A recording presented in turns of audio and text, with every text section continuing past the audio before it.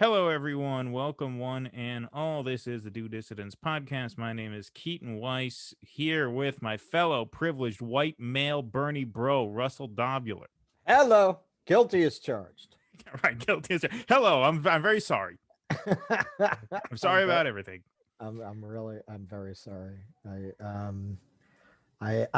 I'm just waiting for them to set up show trials because I feel like I have no one to confess to. I feel like until somebody puts me in a cage to confess my crimes in front of a jury, I'm not gonna really have purged my soul. All right, so let's just get the Yes, 2 plus 2 it equals 5. You're right. You're right. well, Big Brother was right all along. one of the one of our uh, I don't want to say influencers because I'm not a big Door fan much anymore. But he went on last night talking about, very defiant regarding much of like K Hive Twitter blaming Bernie supporters in Yeah, yeah, 2016 for not voting for yeah, Hillary, and like yeah. I'm not even so much interested in that angle when it comes to this Mhm, Texas SB 8 mhm, anti-abortion law. Not that we won't get mhm. into some of that, but I feel like any retort to that, because look, I mean, Jimmy I in that I I video I was can't I can't basically sorry. Go ahead. I can't remember now who said it. I think it was on Breaking Points. Um, but he was talking about that. And he said, well, this is the problem with liberals. When something happens, instead of activating themselves in terms of how to solve it, they activate themselves in terms of figuring out who to blame for it. That's where their focus goes. Well, yeah, and I think the reason Like, why for aren't you that. organizing, man? Why aren't you out in the street? You're like, why are you going after Brianna Joy Gray? Well, I mean, yes. I mean, obviously, the answer to something like this is to organize. And I remember one of the first episodes I ever recorded on this show before Russell, before you and I started doing the show as a team.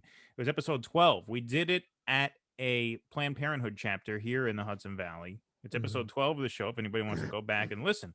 And we basically just put a little field mic in the middle of a table, and me Mhm. and my pal Richie, who started the podcast with me way Mhm. back then, just had a talk with these Planned Parenthood organizers. Mhm. And one of the points that I stressed in that conversation was the need to actually build real left coalitions that unite these factions of reproductive rights advocates, climate advocates, labor advocates, anti war advocates, and unite everybody behind one platform that actually satisfies the needs of everyone involved. Okay. I Mhm. mean, I said we weren't going to talk Oh, about this right away. I tall guess we tall are. Fuck order. it.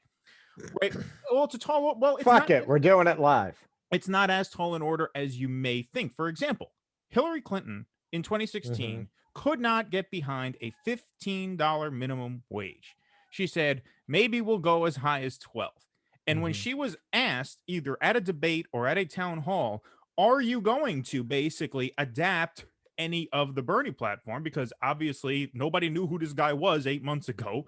And now he's nipping at your heels. Obviously, these ideas are very popular. And her response was, I'm winning.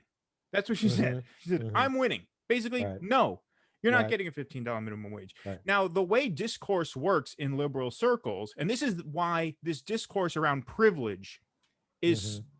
really harmful, Mhm. because the way the discourse works in liberal circles is they will tell us, no, no $15 minimum wage. Fuck you. We'll go as high as 12. You're a socialist. You're a pie in the sky. You're my way or the highway. Fuck you. Mhm. No $15 minimum wage.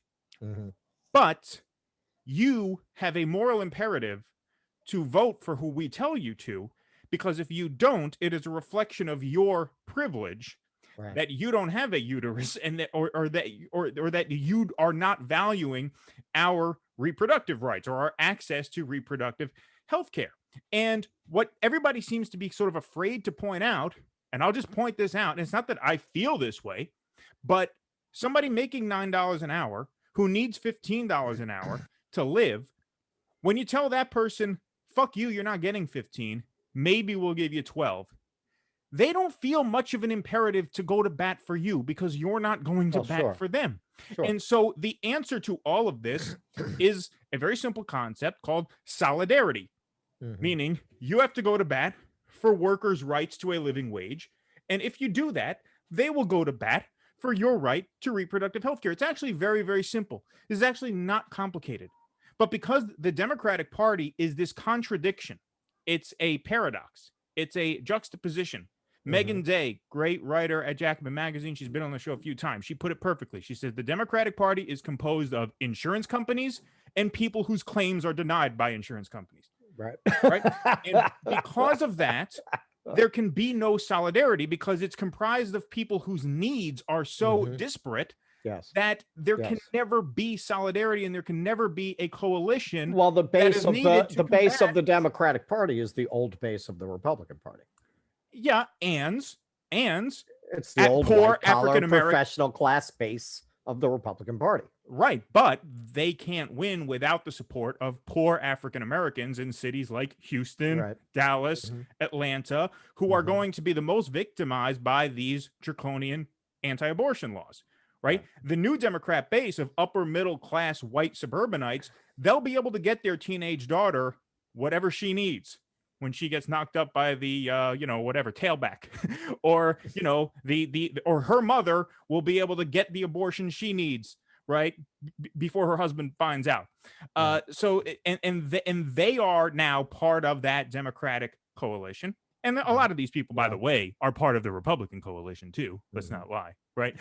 But that's why you have things like this happen, and I can't help but also think that this is happening at a time when April says our sound is breaking up. I'm sorry. If I hope both of us, or just who are you having trouble hearing, April?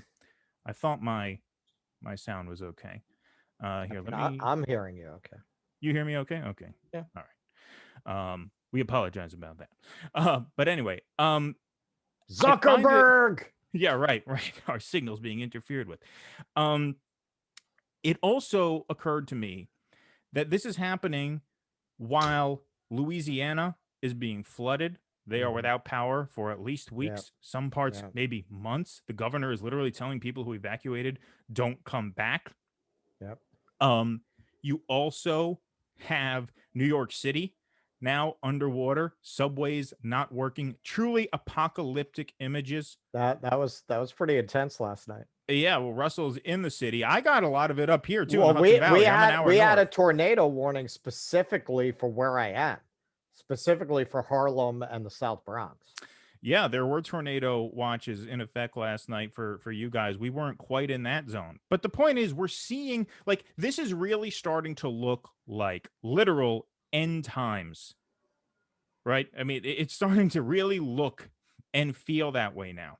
And what is going to happen in the end times as social collapse sets in? And Russell, you've talked about this. What's going to happen is people in power are not going to try and act and mobilize to stop it. They are going to instead consolidate their power as well as their grip on money and resources. Hello, we have Jeff Bezos on track to be a trillionaire by 2026. So you say, well, what does that have to do with the Texas law? Well, it has everything to do with the law, because this is all about consolidation of power and resources. That is what these sort of, anti-woman policies are about. This is all about the fucking, there's an elite power structure that is out to essentially form what a lot of conspiracy theorists call a breakaway society. It's like very popular, like, and everybody says it's a fringe theory that basically as climate becomes less accommodating to human life, the rich are going to basically wall themselves off from the rest of us and hoard all of the resources and just let everybody else scrounge. If you're in New York City or in Louisiana, you're going to have to swim to the fucking grocery store. And if you live in Los Angeles, you're going to have to deal with the fires, right? And they're going to just go to this other place where they are insulated from this. Now, they're not doing that physically. They're not walling themselves off in the state of Kansas and letting everybody else Mhm. drown or burn, but they are doing it politically. They are doing it economically. They are insulating themselves from the consequences of this looming disaster. Mhm. And the only answer to that, the only way we can fight back against that, is to form broad coalitions around concrete platforms where everybody is on the same page, not just with abortion access, but with living wage rights, with Mhm. debt forgiveness, right? With universal health care, which they're now estimating would have saved a couple 100,000 lives in the US if we had it before this COVID hit. Mhm. And so that's the answer. And without that, all you're going to have are fucking, Whoopi Goldberg chastising Susan Sarandon because she voted for Jill Stein. It's like this is small potatoes. This is small potatoes. The only answer to this is to look big picture. Mhm. Um, yes, uh, you're right. This is the problem with the plan of the wealthy, I think, because I mean, this is a fact. Like they've purchased compounds in New Zealand. I mean, if you want to talk about like real, like literally breakaway society, they're ready. These guys have bunkers, like some very elaborate stuff. They're building rockets. They're ready to ditch the whole planet if Well, they have that to. I mean that they have no way to settle up there, but they really do have these bunkers for an apocalypse in New Zealand, and some of them in America in case they can't get to New Zealand in time. That's that kind of a catastrophe. Um, I think it was Hunter. Well, it was definitely Hunter Thompson, and I'm very fond of this quote. It was in I think Generation of Swine collection of his articles, and he says, "Servants are the Achilles heel of the rich. It's hard to hire somebody smart enough to make a bed who's too dumb to figure out what's going on when you send them into Loxahatchee for two mature billy goats and a pound of animal stimulant." So this is the problem. It's good Oh, memorization. I'm impressed with that. you're gonna. I thought it was a great line. um, this is their problem. Look, any kind of compound, any kind of bunker like this, there's no way that it's completely automated. There's no way that they can do without people. How do you maintain control over those people if civilization actually collapses? You don't have a money motive. I mean, how long is it going to be before the security guys kill you and take over your bunker? Like, why would they continue to take orders from you under those circumstances? Well, what buys them time is shit like this, shit like these anti abortion laws. That's why you start culture wars. That's the purpose that these culture wars serve, right? I mean, is, creating factions of people. I mean, the entire Republican base. I mean, this is why it's easy. This is why on the Republican side, these coalitions exist because they're real, like, right of center people don't even really believe in economic policy, right? I mean, they just think the economy can just function and get up and go to work and don't bitch that you don't have enough, just work harder. That's their economic policy. They're all pretty much on the same page with that, right? But they all rally behind gun rights and these sorts of Christian right sort of culture war issues, and that Well, buys the elites a lot of time. um I don't think that's why they're doing it.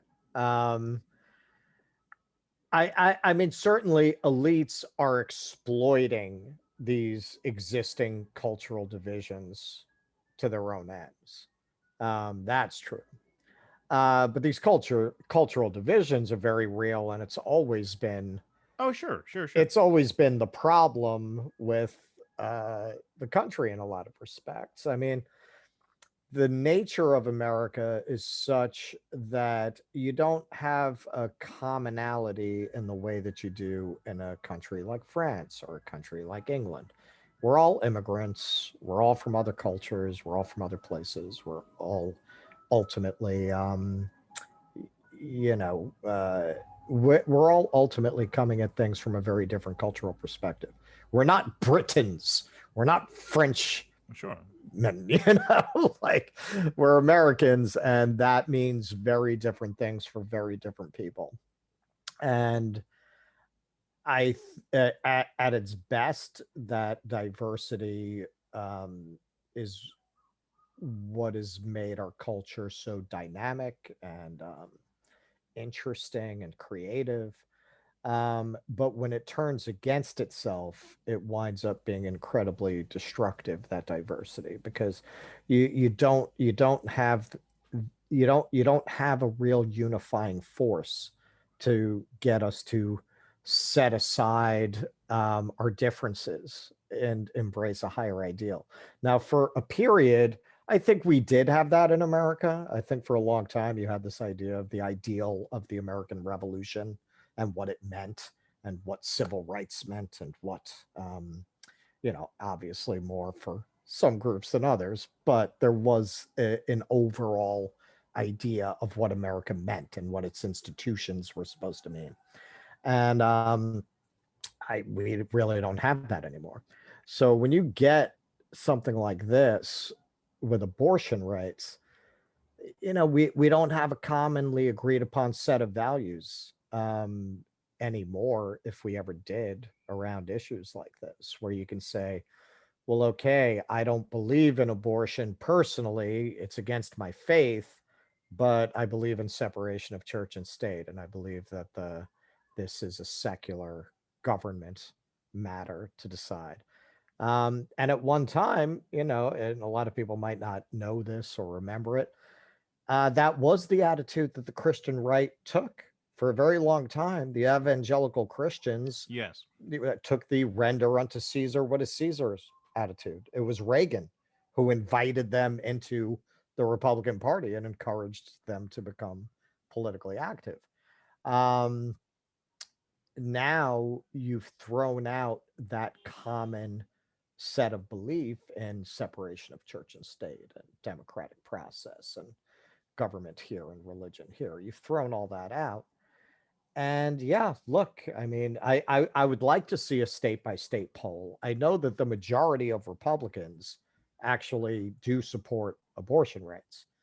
I would be curious in some of these southern states, given that, like, do the majority of people support abortion rights in Alabama and Mississippi? I mean, it would be interesting to know. Like, I wouldn't assume that they don't. I would not assume that a majority is against abortion rights. Um, but the thing is, and it's another Achilles heel of democracy, the Australians have an interesting way of getting around it by compelling voting. But if you don't compel voting, the most extreme ideologues wind up getting undue influence in the political process because they show up to vote. So I'm not even sure, even in these states that we associate with the Christian right, if the majority of people really agree with a lot of this.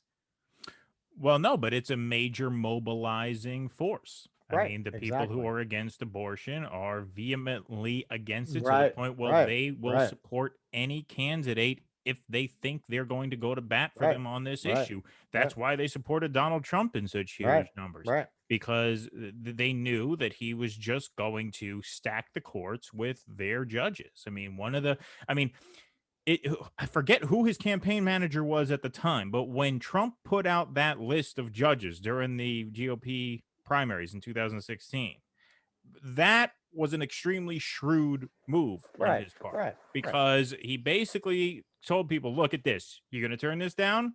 Mm-hmm. Maybe you don't like me, maybe I'm too much Mm-hmm. of a big city playboy for your taste, whatever. Look at this list here, you know, and that won him Mm-hmm. a lot of trust with them and a Right. lot of support. Right. And yeah, they vote based on this stuff. Whereas the left, and whatever we want to talk about, the Democrats left and left of center people are more factionalized, they're more siloed, Mm-hmm. and they're less committed to like actual issues. I mean, we're gonna talk. I don't like to mention the names of guests before we record, just because in case it falls through, I don't want them to look bad. But we have a recording planned Or uh us to look bad. very shortly, or us to look bad, right? I was gonna come on your show and then I listened to it. Right. And then I listened to it. I said, it's not for me. But we're going to talk about the presidency and post-presidency privileged of Barack Bernie Obama. bros. Right.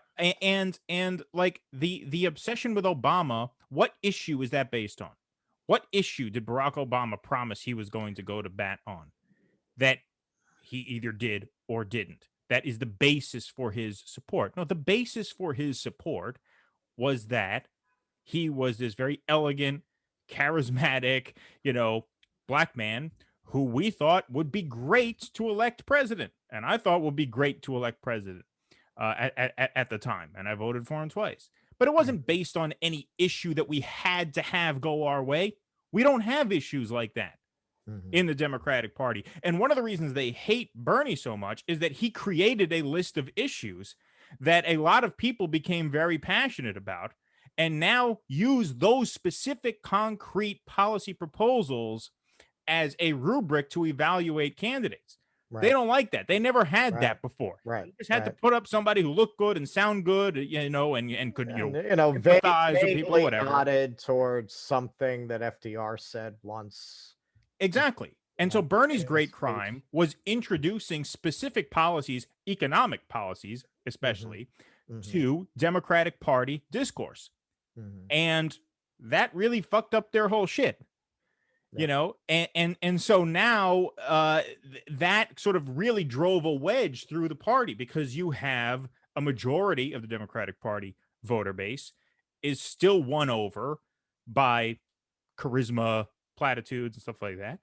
But then you have a faction that is more serious now about actual issues, and they don't get along with each other for obvious reasons. Right. And so it's impossible to create this sort of solidarity on our side, because one side is always, because the left, the people who actually care about the policies, are being told to set that aside, right? Set those concerns. Those are for some other time. Now we just have to beat Trump. Now we have to make sure that the Supreme Court doesn't go too far to the right. Why? Because we can't have reproductive rights come under fire. What are we going to do to actually protect them? We don't really know.